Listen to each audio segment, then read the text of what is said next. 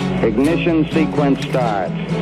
6, 5, 4, 3, 2, 1, 0.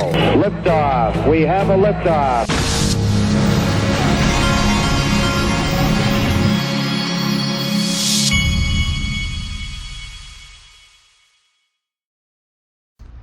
Hey everybody, this is the Digital Asset Investor, and if you hear a chainsaw in the background, that is because you hear a chainsaw in the background. My neighbor is cutting down, I saw a big old, one of those machines, and I think people are climbing trees over there. I've always thought that was such a dangerous job. True story, one time I hired a tree man that he was so cheap, so inexpensive, but he was a guy that showed up in a cowboy hat and said he knew how to do it. And I had a huge pine tree, and he did not have insurance, and I was terrified the entire time. That's the only time I've hired a tree guy with no insurance, but he did it for about a third of the price. Okay. Another story. I had a huge pine tree. One time during a hurricane, literally fall right long ways over the top of my house. True story. While my whole family was in the house, we got lucky on that one. All right, link to, check this out. They put this article out right here. Which generative AI companies could be on the fast track to IPO? And they've got 5 of them here. And I just wanted to bring to your attention that 3 out of the 5 are on the Link2 platform. This one, HTO.ai, Cerebras Systems, Sambanova Systems. If you look at Link2's website, there's Sambanova. Link2 has so many companies on here now. When I first started promoting Link2, because they are my sponsor, there's Cerebras, by the way. I bet they only had like 2 or 3 the private equity for 2 or 3 companies on here. Let's go down. We're going to run it. There's iTrustCapital. HTO.ai. They've still got Axiom Space on there. But anyway, those were the 2. I think those were the 2 I wanted to show you.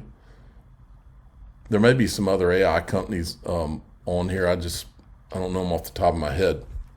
So go check Link2 out if that's the kind of stuff you're interested in. Crypto Bull is using the same number that eGrag Crypto had, which is why I wanted to show you this, $27.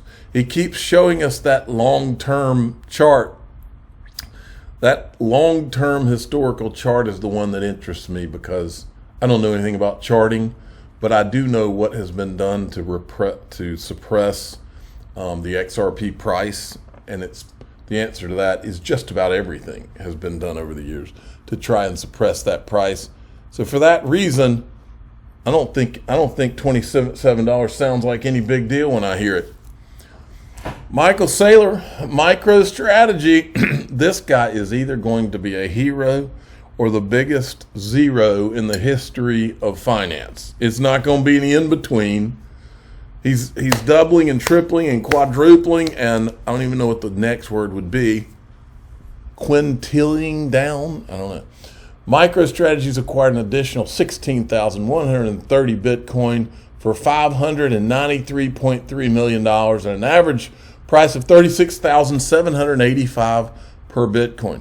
Now, folks, MicroStrategy, this is what's interesting about this. MicroStrategy, in my opinion, is about to become either the wealthiest company in the history of the world or the fastest company to bankruptcy and more lawsuits than you've ever seen in your entire life against a company and him individually of any company on the planet Earth in the history of Earth. Is not going to be anywhere in the middle, folks. Now, this is just perfect. You've got to love this. Just in, users on X are reporting mass cancellations of Disney subscriptions for Elon Musk interview. After the Elon Musk interview, when just hours after Elon Musk interview, thousands of users have posted screenshots of canceled Disney Plus subscriptions In addition to Disney Plus, users are reporting cancellations of Paramount Plus and others.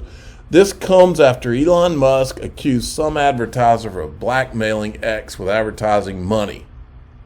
Now, folks, I want to tell you something. Let me see what this is. These are the companies that are right now attempting to blackmail Elon Musk. Well, this is their words. I'm not saying there.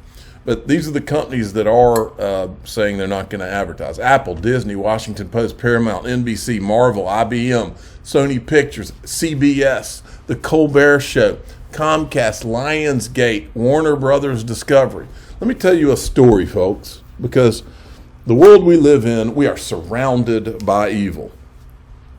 And let me tell you a story, folks. Here's the story. I was on Netflix every once in a while. These quirky I love quirky documentaries. I was watching one yesterday, and I'm drawing a blank on the name of it, as I do. And it was a documentary about this man and his father. And his father, I can't remember his last name, but it was an interesting.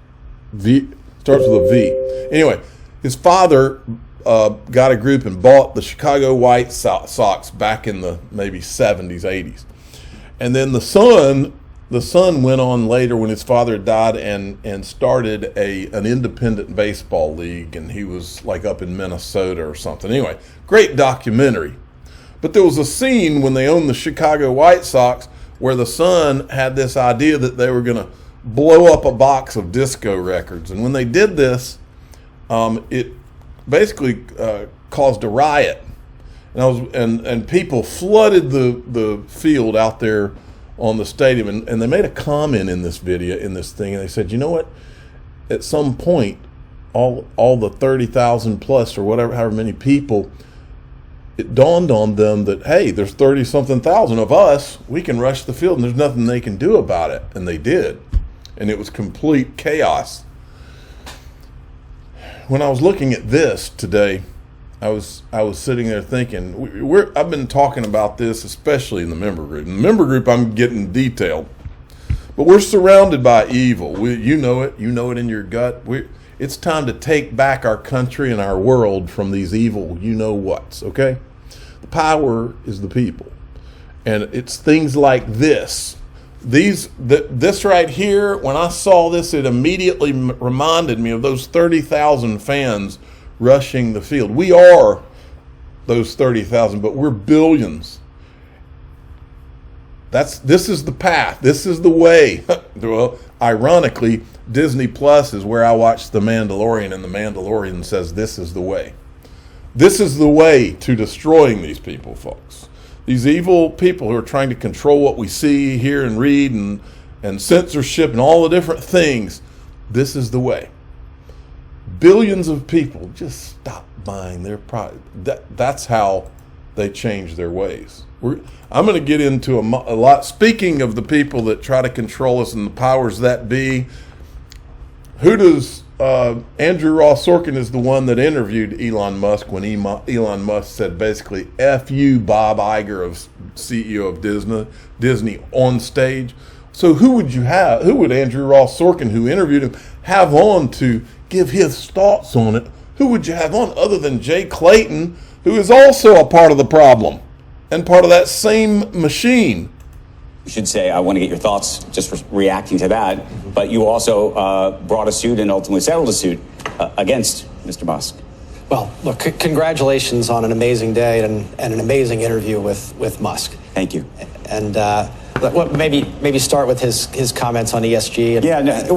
What was interesting about that was the sort of ESG piece of it, and sort of how he thinks about ESG and how he thinks about the climate, and then how he's politically, I think, has moved to the right, in part because he feels, right, that the Democrats and the Biden administration have not been as generous and kind in spirit about his own accomplishments and Tesla's success. More than that, though. No, but I think it impacts him deeply. And then I think there's some views about what he would describe as the woke mind virus and other things around free speech. You heard what he said about old Twitter. I mean, that was unbelievable what he said. He said it was a megaphone for the Democratic Party. Right. No, and that was just said exactly Well, let's exactly go to what something it was. I hope I know a little bit about, which is regulation. And your dialogue with him around regulation, I thought was pretty remarkable, because he said a couple things. He said, one, look, I'm remarkably compliant across my companies with oceans of regulation.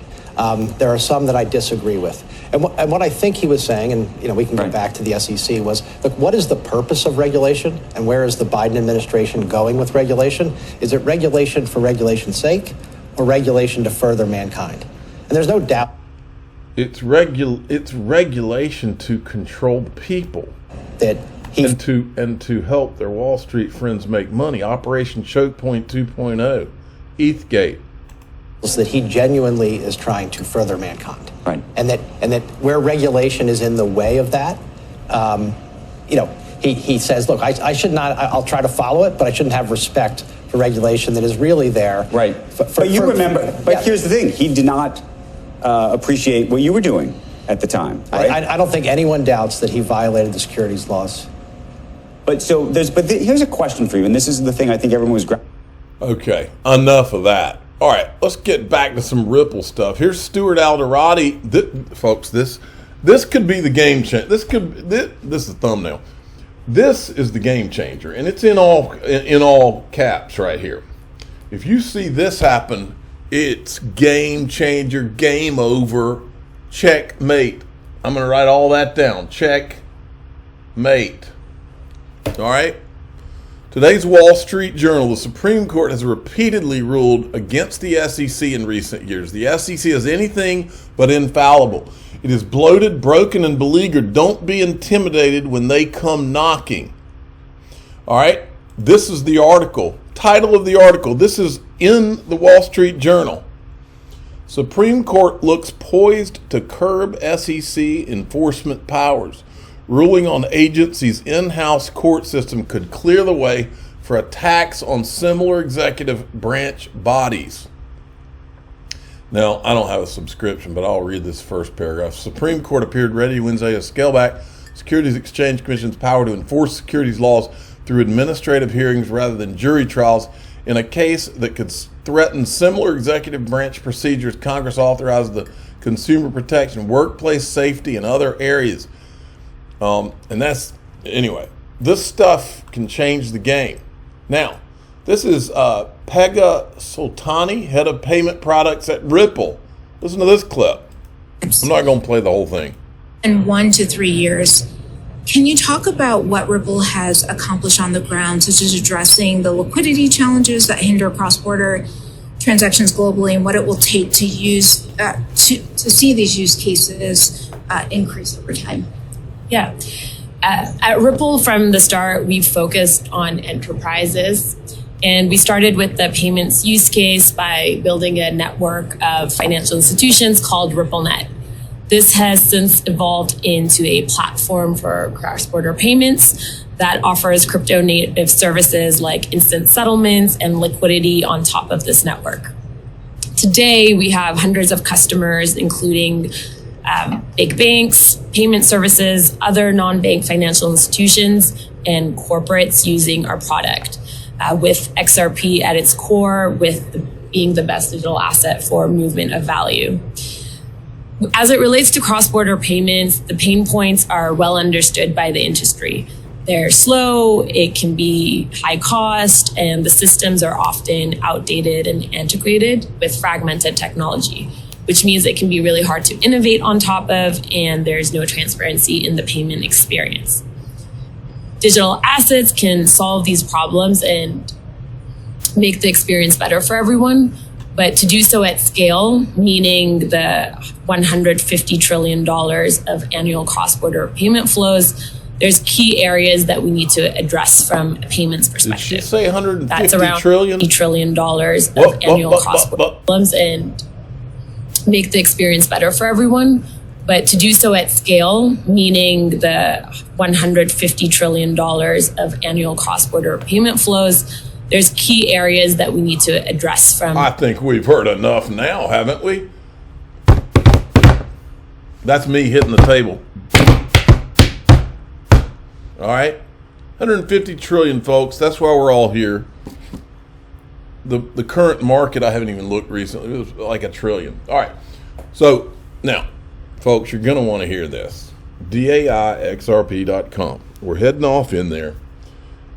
All this I've got video. There's this CBD, the stuff with CBDCs, the control part of this, the evil part of it. This was predicted years and years ago. I've got the video. I'm going to show you the video, okay? One of the videos. And then I'm going to show you a couple of other, and we're going to talk about it. You know how you hear it's one big club and you ain't in it? Well, it's actually one big insert word evil club and you ain't in it, okay? That's what I'm going to show you. I'm going to show you that evil side of it, because I am not one of these guys that's like, oh yeah, CBDC is rock and roll. I love everything about it. I'm a guy who says, look, this digital any technology can be used for good or evil.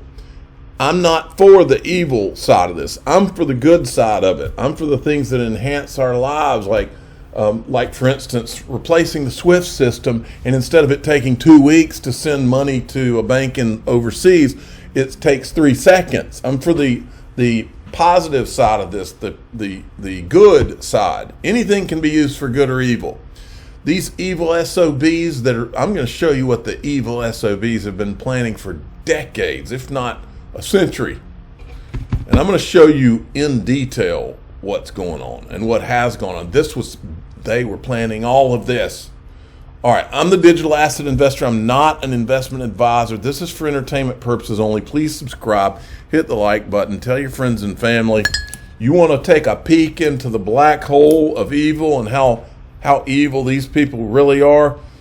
DAIXRP.com. Here we go.